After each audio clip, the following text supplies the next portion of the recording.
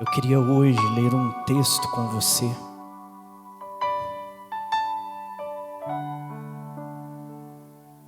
Está aqui em Lucas, no capítulo 15. Esse texto que tanto já foi pregado, eu mesmo já preguei ele algumas vezes. Eu queria que você abrisse comigo Lucas capítulo 15.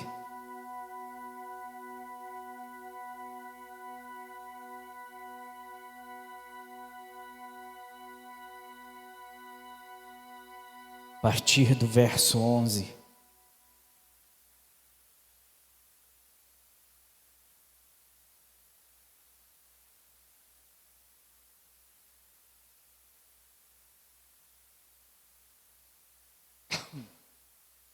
Jesus diz assim: um certo homem tinha 2 filhos, e o mais moço deles disse: Pai,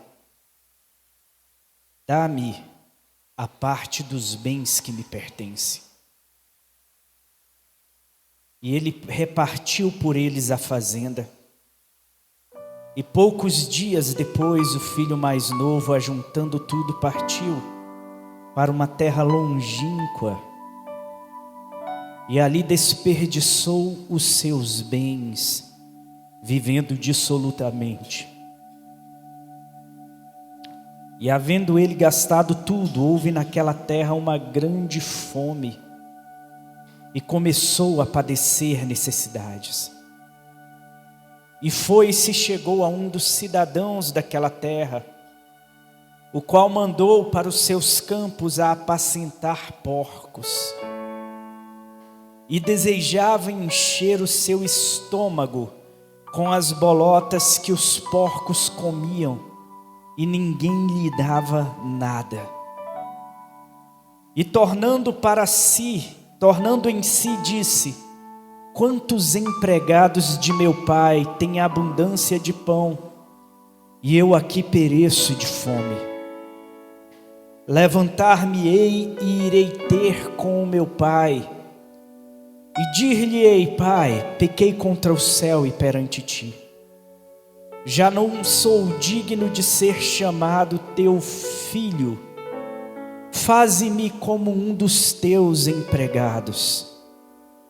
E levantando-se, eu queria que você gravasse esse verso 20, a parte A dele, que diz assim: e levantando-se, foi para o seu pai. E quando ainda estava longe, viu seu pai, e se moveu de íntima compaixão, e correndo lançou-se-lhe ao pescoço e o beijou. E o filho lhe disse: Pai, pequei contra o céu e perante ti, e já não sou digno de ser chamado teu filho. Mas o pai disse aos seus servos: trazei depressa a melhor roupa e vestilho, e ponde-lhe um anel na mão e sandálias nos pés. E trazei o bezerro cevado e matai-o, e comamos e alegremo-nos. Porque este meu filho estava morto e reviveu, tinha se perdido e foi achado, e começaram a alegrar-se. E o seu filho mais velho estava no campo, e quando veio e chegou perto de casa, ouviu a música e as danças, e chamando um dos servos, perguntou-lhe o que era aquilo. E ele lhe disse: veio teu irmão, e teu pai matou o bezerro cevado, e porque o recebeu são e salvo. Mas ele se indignou e não queria entrar. E saindo seu pai, rogava-lhe que entrasse com ele. Mas respondendo ele, disse ao pai: eis que te sirvo há tantos anos, sem nunca transgredir o teu mandamento. E nunca me deste um cabrito para alegrar-me com os meus amigos. Vindo, porém, este teu filho, que desperdiçou os teus bens com as meretrizes, mataste-lhe o bezerro cevado. E ele lhe disse: filho, tu sempre estás comigo, e todas as minhas coisas são tuas. Mas era justo alegrarmos-nos e folgarmos, porque este teu irmão estava morto e reviveu, e tinha se perdido e achou-se. O verso 20 diz: e levantando-se, foi para o seu pai. Eu acho impressionante que este rapaz, ele não simplesmente fez uma oração, ele de fato, ele tomou uma atitude diante do Senhor, de levantar-se e ir para o pai. O que me impressiona aqui é que a maioria de nós oramos, a maioria de nós se entrega em oração ao Senhor, mas não se entrega à ação. A maioria de nós ora ao Senhor e logo se esquece que o mais importante é se erguer. E eu gosto muito deste texto, quando ele diz, e levantando-se, foi para o seu pai, porque aquele rapaz, ele não espera ser purificado, ele não aguarda ser transformado, ele não aguarda ser limpo, ele estava num estado deplorável, num estado de perdição terrível, mas ele olhando para si, ele recorda de que até os empregados do seu pai se alimentavam melhor do que ele, estando longe do seio do seu pai. E para além de orar, ele se levanta, ele ergue, ele age. Ontem à noite nós tivemos a oportunidade de assistir aquele filme Sociedade da Neve, que mostra aquela tragédia que houve em 1972 ali nos Andes, aqui na Cordilheira dos Andes, onde um avião, ele perde ali, ele é puxado pela montanha e ele bate ali, e 27 pessoas inicialmente sobrevivem. E aquelas pessoas, elas ficam ali no início, nos primeiros 2 ou 3 dias, eles veem os aviões passando ao longe, mas no meio daquela cordilheira que se perde a visão, aquele avião que cai no meio da neve, e um avião que é de cor clara, fica praticamente impossível de se ver, de se encontrar alguém ali, porque primeiramente aquele avião ele perde o rumo, ele vira no local que não era para virar, e perdendo o rumo, o piloto perde o controle do avião, e ali ele bate, choca com a montanha, e aquelas pessoas estão ali perdidas, na esperança de serem encontradas, e ali eles começam a passar dia após dia, esperando que em algum momento alguém passe ali para encontrá-los. E a fome começa a inundar o seu ser. E quando eles já estão há quase 10 dias, aproximadamente 10 dias, sem comer nada, eles decidem que pela sua vida, eles precisam se alimentar dos corpos que estão ali na neve, que estão ali sepultados na neve. E alguns deles ainda relutam, seguram, mas ali tem um valor proteico necessário para que eles possam sobreviver. E aquelas pessoas, eles ficam ali naquela montanha, se alimentando daqueles que vão morrendo. E eles fazem um pacto uns entre os outros, dizendo, se porventura eu morrer, os que já estão ali mais feridos, eles falam, se porventura eu morrer, eu autorizo que vocês se alimentem de mim, porque eles sabem que conquanto aquilo seja totalmente asqueroso, conquanto aquilo seja extremamente nojento, eles sabem que aquilo é uma necessidade de vida. E aí por último, ao 61º dia, alguns deles partem, quer dizer uns 15 dias antes, por volta do 50º dia, 50 dias, eles já estão perdidos ali. Alguns deles partem para tentar subir a cordilheira e descer até o Chile. estão diante de montanhas quase que intransponíveis, numa altitude onde cada passo é cansativo, já há 50 dias sem ter um alimento que seja favorável para os seus corpos. Eles estão ali vencendo tudo o que eles podem para conseguir simplesmente viver.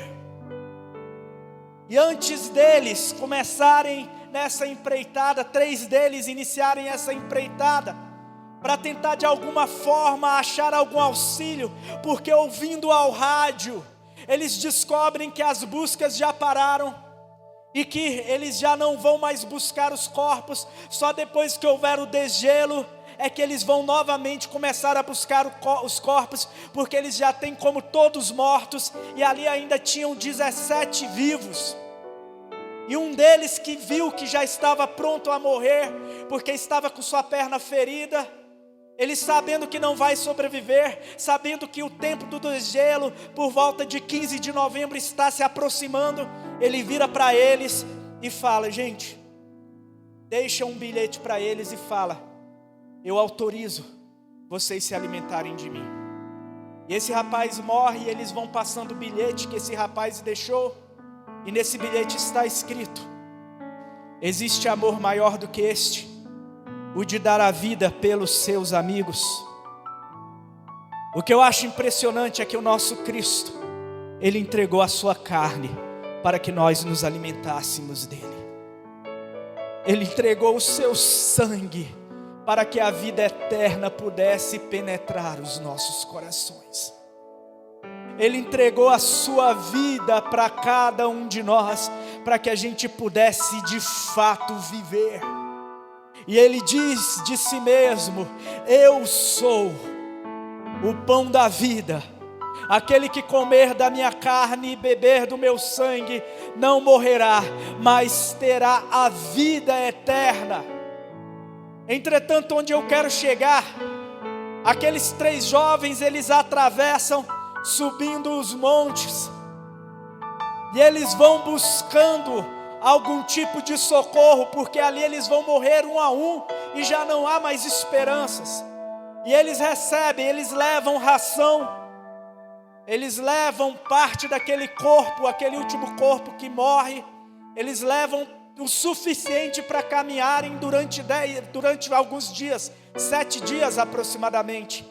E quando eles sobem no cume do monte, e que eles enxergam que a cordilheira, ela chega a perder da vista deles, e que eles vão ter que caminhar muito mais, um deles decide retornar para que sobre mais ração para aqueles outros 2.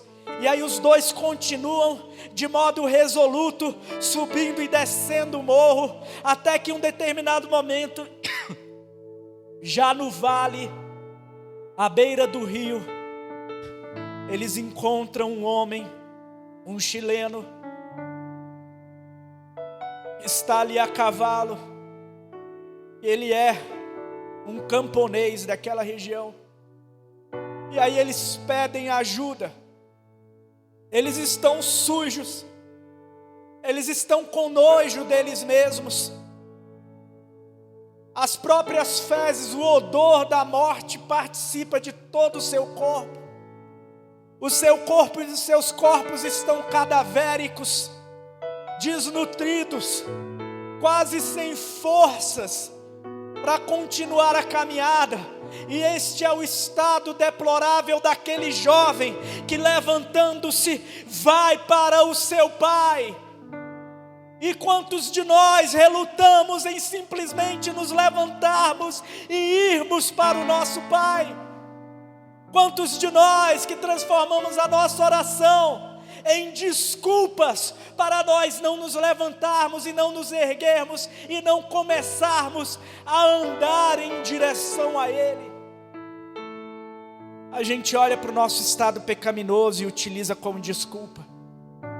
A gente utiliza a nossa incapacidade, a gente fala: mas eu não sei falar, mas eu não sei caminhar, mas eu não sei isso, eu não sei aquilo. Uma coisa o Senhor te diz hoje: apenas levante-se e vá para o seu Pai.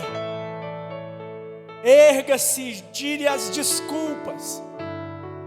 E o grande detalhe aqui é de fato ir para o seu Pai. Se essa pregação ela for colocada na internet, eu quero dizer para você, ouvinte, que ele foi para o seu pai. Ele não foi para os pés de um santo. Ele não foi para uma doutrina equivocada.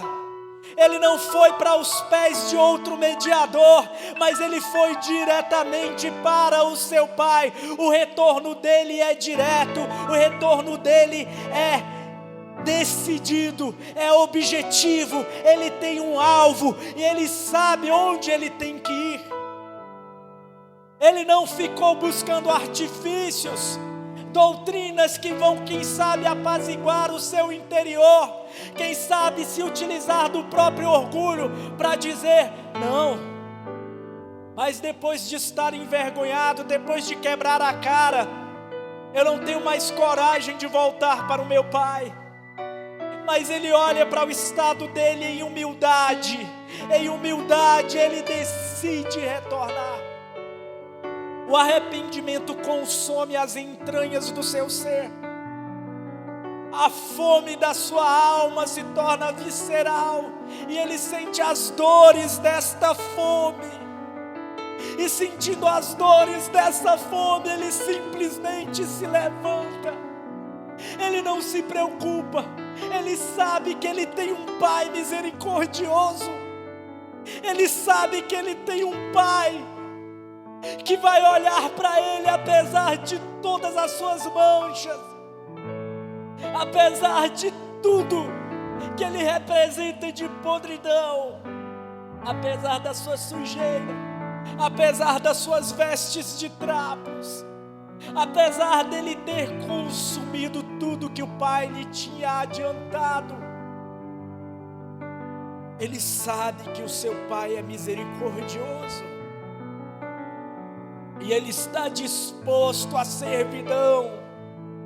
Ele está disposto a ser tratado como um escravo do seu pai. Porque ser escravo de um Deus misericordioso é melhor do que ser escravo deste mundo terrível. É melhor do que ser escravo dos seus próprios desejos e das suas próprias vontades. É melhor do que ser escravo do abismo que consome o teu ser e te retira a paz, e te retira a tranquilidade. Voltar para o seu pai. Ele não escolheu, ele não foi buscar na teologia. Ele não foi buscar na justificativa.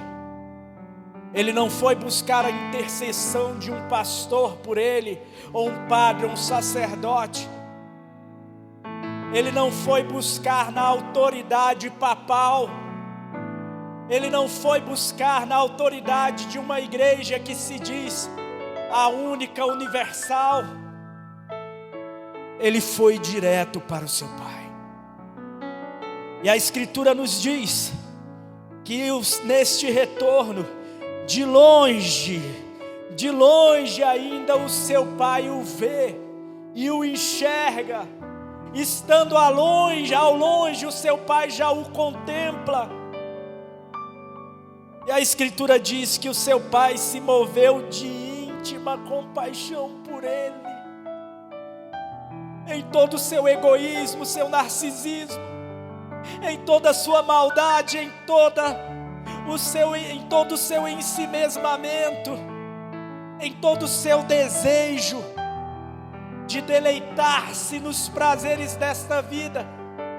Quando ele olha para aquele jovem arrependido, ele reconhece o seu filho entre trapos, ele reconhece o seu filho entre a sujeira, ele reconhece o seu filho entre os odores do pecado, entre as manchas de uma vida de perversão. Ele reconhece o seu filho, ele corre até o seu filho, ele abraça o seu filho, lança-lhe no pescoço e lhe beija. Esse é o nosso Deus de misericórdia. Apressa-te, pecador, e vai para o seio do seu Pai. Tire as desculpas. Deixe de lado o orgulho. Apresse-te. Apressa-te.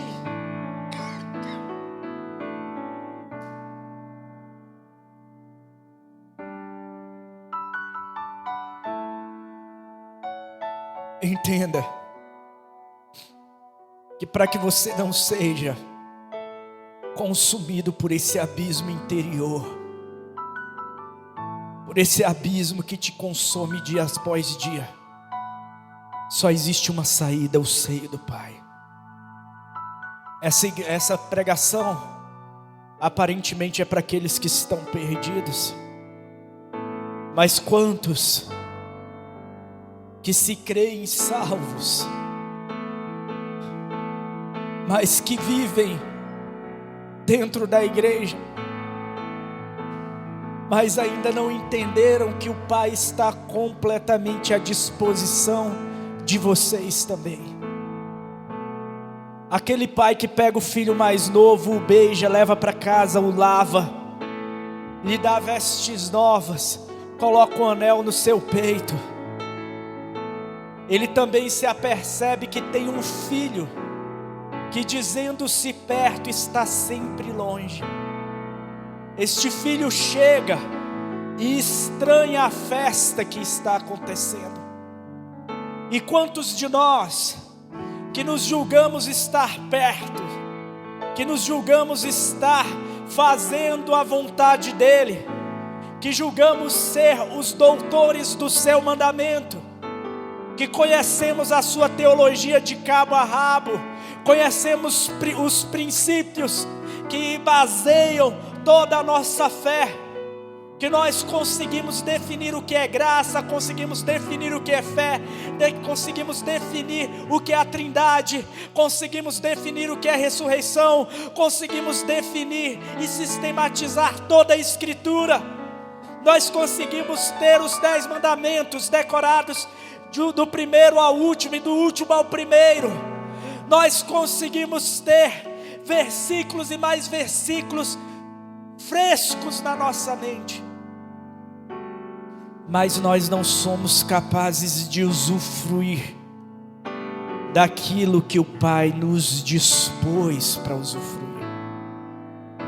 E quando nós vemos alguém mais novo usufruindo daquilo, ainda somos visitados por uma inveja terrível, somos visitados por uma tristeza terrível.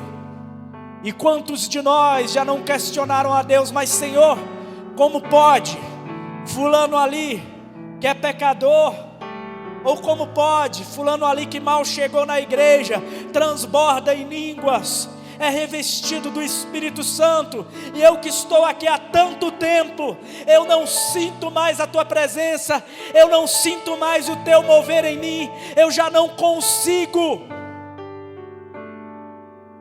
me aproximar de ti.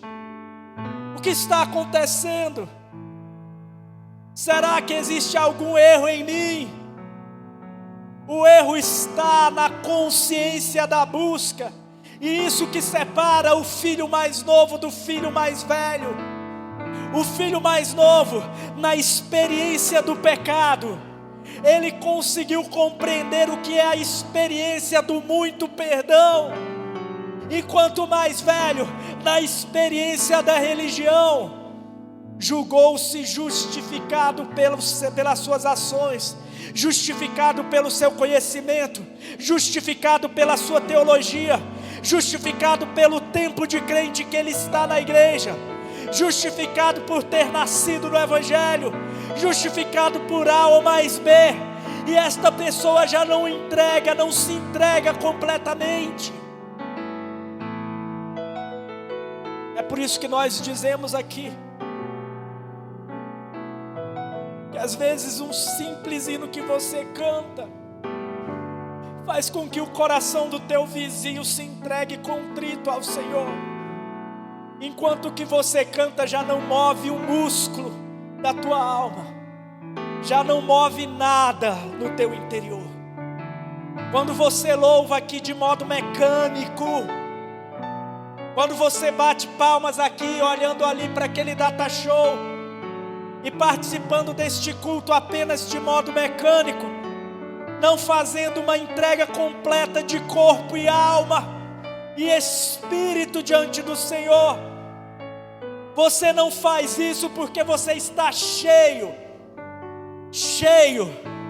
de razões, você está cheio de respostas, mas você perde a possibilidade de ser cheio do Espírito Santo. Que o Senhor traga para o teu coração o mesmo Espírito que habitou o coração do irmão mais novo, que antes de tudo, a consciência da podridão dos teus pecados possa consumir o teu intelecto, e você entenda que mesmo estando trabalhando nos campos do seu Pai, se você não está nutrido da tua consciência de imerecimento, você nunca vai ser cheio da alegria que te faz dançar, que te faz festejar diante do teu Senhor. Então se entregue,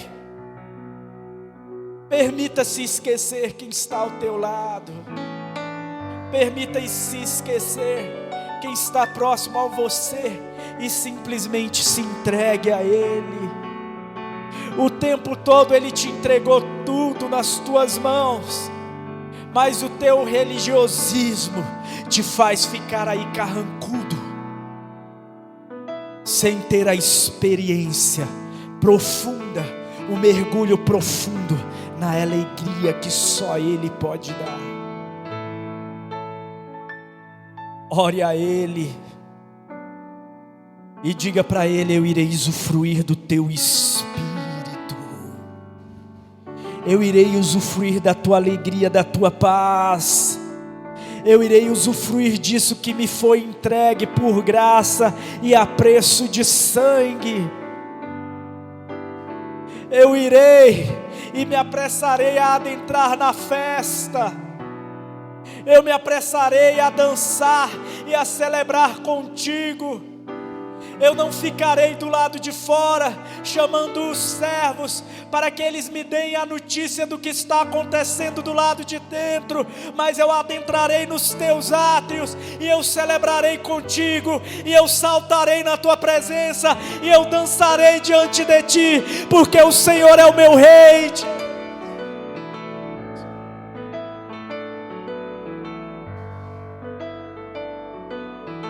Igreja do Senhor,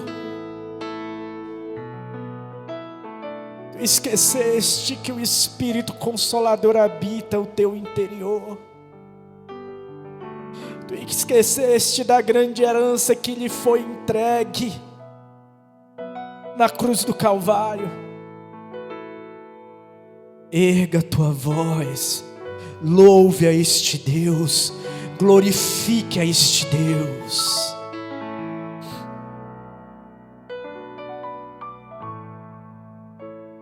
É justo nos alegrarmos e folgarmos, porque este teu irmão estava morto e reviveu, e tinha se perdido e achou-se. Essa festa aconteceu no dia que você se entregou a Jesus.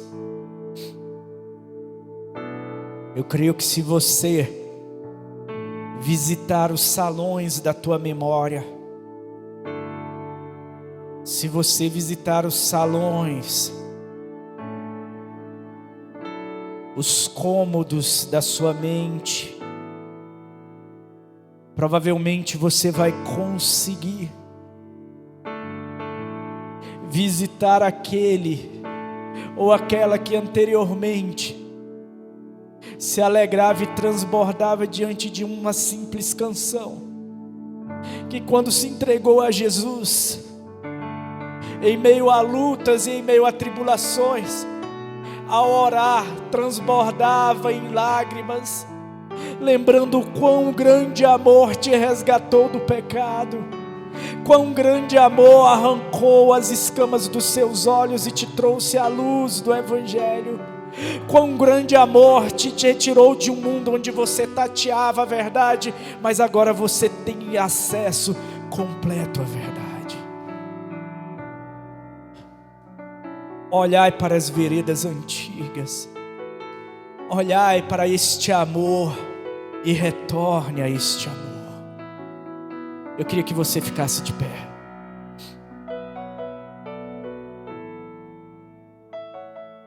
Eu queria que você fechasse os seus olhos. Eu queria que você viesse aqui à frente.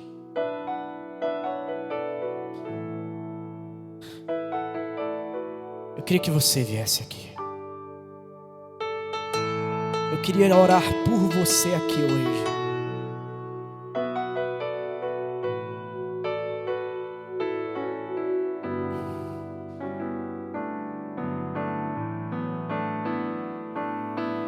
Se você simplesmente decidir levantar-se e ir para o seu Pai, o Ministério de Louvor se posicione aqui. Basta você simplesmente se levantar e ir ao teu Pai.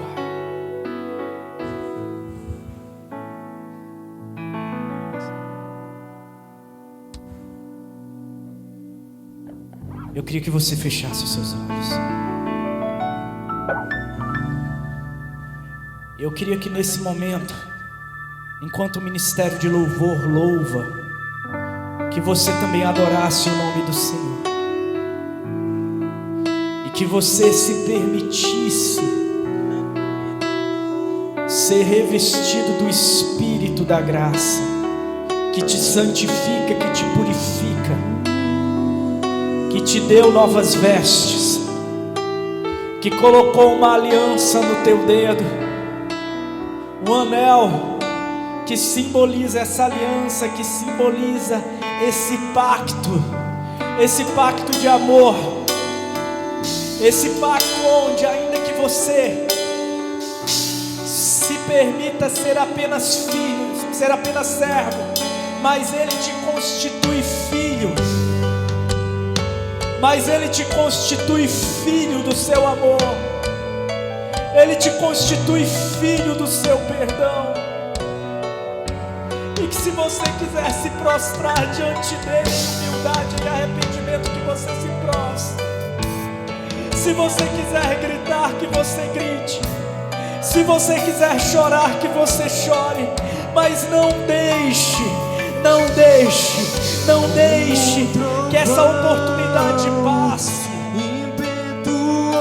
Não deixe que essa oportunidade de ser cheio do Espírito Santo passe diante dos impedidos.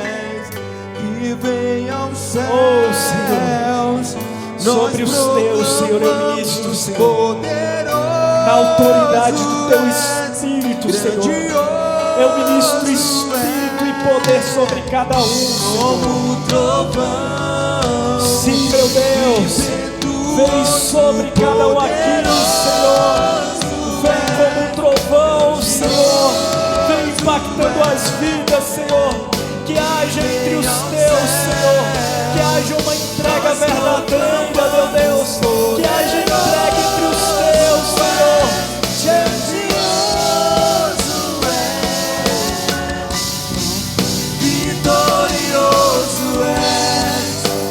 Tempestade está,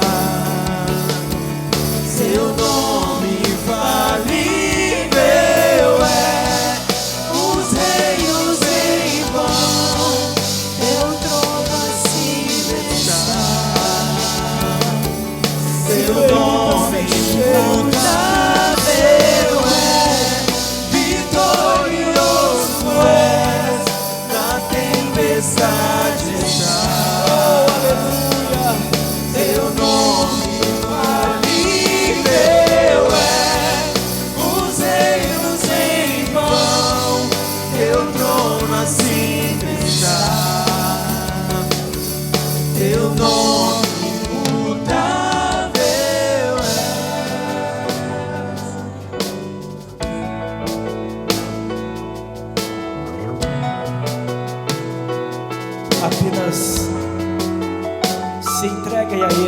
você está.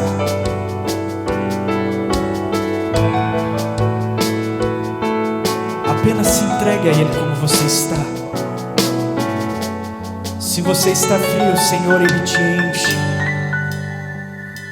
Se você está desanimado, Ele te anima.